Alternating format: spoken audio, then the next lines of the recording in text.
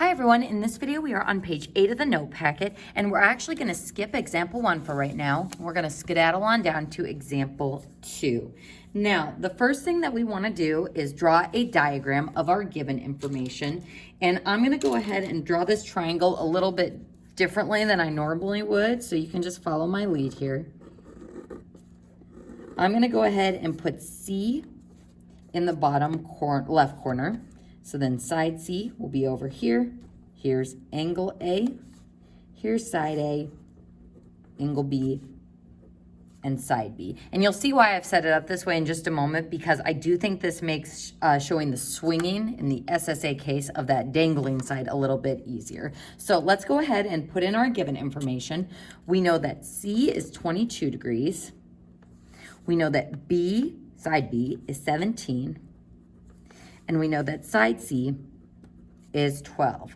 So this is the naughty word case, or the SSA case.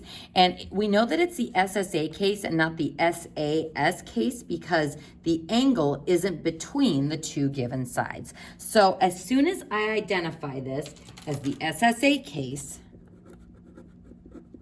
that is when we have the possibility for a second triangle. So anytime you identify it as SSA, you're going to have to show your check work for a second triangle. Even if there doesn't end up being one, this is what I'm going to be looking for on the homework and on the test. So must check for your second triangle.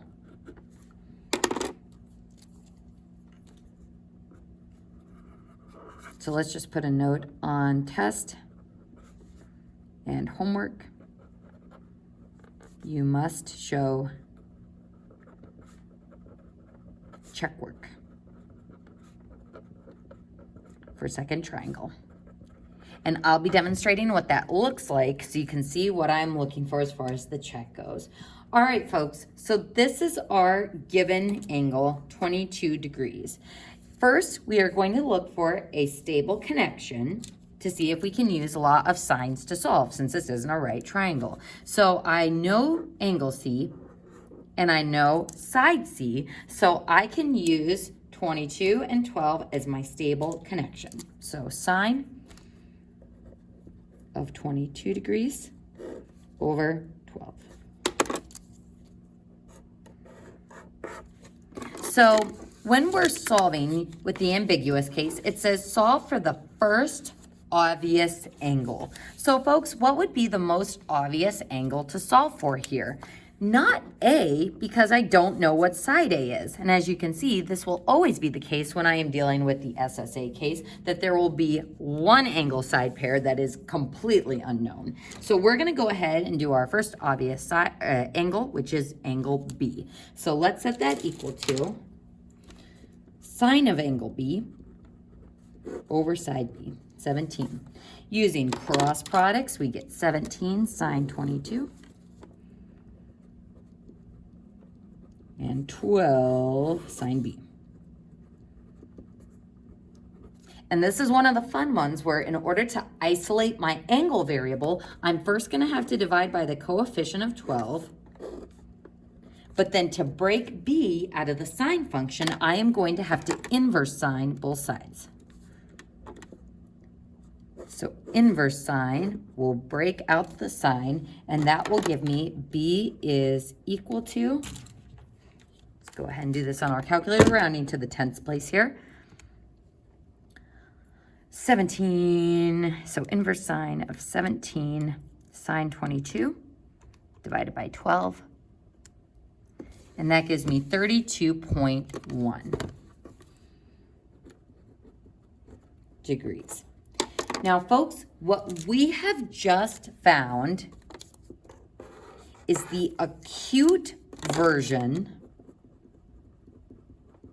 of angle B, or dangling that side C outwards. So, folks, when we draw our general triangles, at least me for the most part, I tend to draw them as acute angles on all fronts. Now, can we have obtuse angles? Well, sure, but I tend to draw them more like this, where this bottom one is acute. So what we have just found is the acute version, where side C is swinging outward, so this dangling side. But I can also dangle this side inward. And my diagram's getting a little small there, but just to show you, what we just found is the acute version of angle B. But if I swing that dangling side inward, then I create this angle, which I call B prime, and is the obtuse version of that angle. Now, I'm gonna go back to that diagram that I showed yesterday, which actually is this exact problem. Let's go ahead and zoom out here. So folks, when I have the SSA case, that first S is the side that dangles, so that red side. So here's my stable angle, my stable side, but then when I attach this side, I can swing it inward, which makes that B prime or obtuse angle, or swing it outward, which makes that acute angle. Now, when I swing that side inward and outward, it changes all of the other unknown values in the triangle. So this is why we say there is a second possible triangle. This triangle with B prime being obtuse is very different from this triangle with B being acute. So here I have shown swinging that side outward and swinging that side inward in the same diagram, similar to what I have drawn on my paper.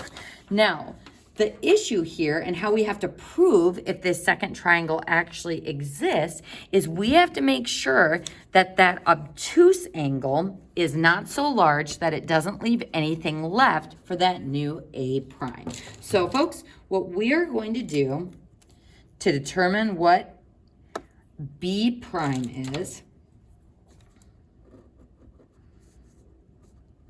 is we are going to find the obtuse angle by taking 180 minus 32.1. And we've also mentioned that that is one issue with the law of sines and law of cosines and using your calculator is it's always going to go to the quadrant 1 angle. So if the angle is obtuse or in quadrant 2, that means we're going to have to do our own calculations to figure out what it is. So B prime, or this obtuse angle, would be 180 minus that. So that relationship is always supplementary. And if you're like, well, why? How do we know that? I'm going to go to this diagram since it's drawn a little bit better. Folks, if I swivel that outward or swivel it inward, since that red side is the same, this is an isosceles triangle. So this angle right here would be equal to that angle right there. So if I take 180 minus this angle, which is the same as over here, that's how we can find that obtuse angle in that spot. So your acute version and your obtuse version will always be supplementary angles. So when I subtract 32.1 degrees from 180, we get B prime is equal to 147.9 degrees. And this is the obtuse version, assuming that that exists. So to prove or to check that this second triangle is actually viable, what we need to do is take this obtuse angle and add the given angle, which is angle C. So we're going to add 22 degrees, the given angle. And we got to make sure that those two angles together is not more than 180 degrees. So if I add those two together, we get 169, I'm running out of room here, 169.9 degrees. And because this is less than 180, yes, there's a second triangle. So folks, this check, which is what I have done, circled or boxed up here in steps 4 and 5. What we are doing in this step, and maybe I should add this, we need to make sure that the obtuse version leaves enough degrees left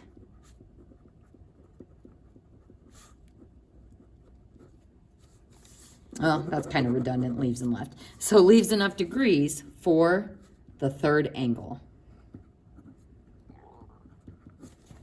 So make sure that the obtuse version leaves enough degrees for the third angle. So folks, we're saying, yup, we can have that obtuse version of that angle, but if I add that to my original angle, so then I have this obtuse version plus that 22 degrees, is there gonna be enough left to make that third angle, or A prime? So maybe I should go back to this diagram. So we want to make sure that there's enough left for that little angle. So sometimes, folks, what will happen is you can swing the side outward, but when you swing it inward, it goes too far past the original angle, depending on the length of side C.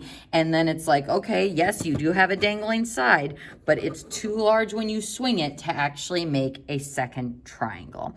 So hopefully that makes sense. I know it is kind of confusing, but I really like the swinging diagram aspect of this in order to visualize what we are finding as far as that second triangle goes. So what this has proved with that 169.9 degrees being less than 180 degrees is that we have enough degrees left to make that third angle. So folks, what we are going to do is I'm going to draw a little cloud around this, because this is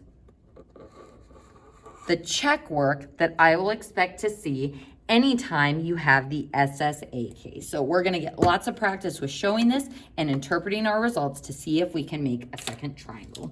So now that we've determined that there are two possible triangles, we need to figure out the corresponding other missing values that go with the acute angle, and then the other corresponding missing values that go with the obtuse angle. So in my acute triangle, I'm gonna need to find angle A and side A still.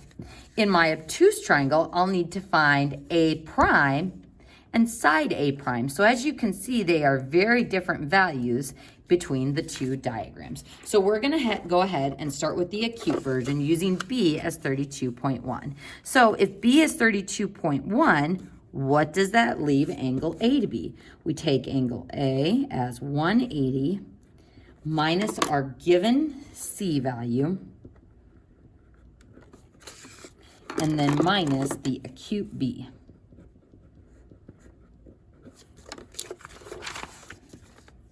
And that will give me A is 125.9 degrees.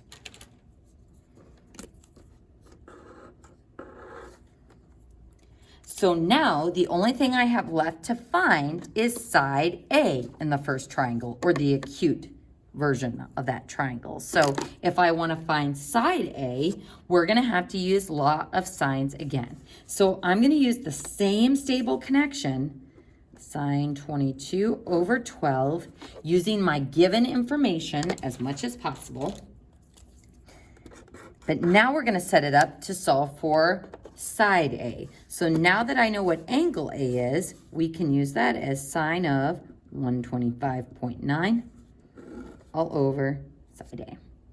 And using cross products, a sine 22, 12 sine of 125.9,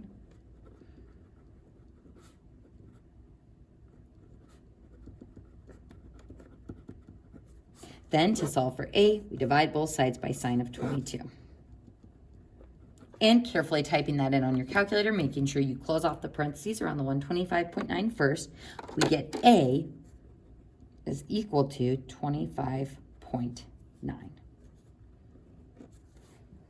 So make sure you have your degrees on your angles, but when we're not given like inches or centimeters or feet, your distance can remain unitless. Or you could put units on it if you really wanted to and say 25.9 units. So folks, what we have in blue is the missing measurements in that acute blue triangle. So we found out what acute B is when we swing that side C outward and the corresponding missing values that go with it. But since we have proved that there is the possibility for a second triangle and we can define that obtuse version, so we can swing that side inward, we already found what B prime is, but now we're going to use that new angle to figure out what A prime is and what little a prime is, or side A prime. So I'm gonna go ahead and box this off, because that was for when B is acute. And maybe you want to put swing outward by that, because now we are going to use that obtuse B prime, or swing inward, swinging that dangling side inward, to figure out our remaining corresponding values. So at this point, I'm actually going to physically cover this stuff up. We ignore everything we found for the acute version of B. And now we are going to use the obtuse version to find our other missing values. So are we going to find A prime? We are going to take 180 minus our given angle, given C, and then minus the obtuse B prime. So 180 degrees minus 22 degrees, and then minus the 147.9 degrees. And this gives me A prime is 10.1 degrees. So notice the similarities between finding A using the acute version of B and A prime using the obtuse version, B prime. So I still had to take my given angle, subtract it from 180, and then I subtracted the second angle, the acute version and the obtuse version, to get my A prime. So following suit, to find little a prime or side A prime, we're going to use law of sines again, using that same stable connection that we originally had. So sine 22 degrees over 12 equals sine of my A prime, 10.1 degrees, over A prime. And the labeling part of this is so very important. So making sure you understand the given angle, and regular B is the acute version and B prime is the obtuse version of that swinging sides angle. All right, folks, so using cross products to solve, we would get A prime sine 22 and 12 sine of 10.1. And again, this was the same stable connection that we used originally. And then to find A prime, we divide by sine 22. And using your calculator, what you'd find is A prime is equal to 5.6. So when we solve triangles, we will always be given 3 pieces of information that we use to find the other 3 pieces of information, because triangles always have 6 pieces of information, 3 angles and 3 side lengths. So we're given 3, we find 3, but if it's the SSA case, and if we prove that there can be a second triangle when we swing that side inward and outward, then we will find 3 pieces of missing information using the acute version of that swing side angle, and 3 missing pieces of information using the obtuse version of that swing side angle. So folks, hopefully that has given you a good introduction to the ambiguous case, and in our next video, we'll be looking at example 1.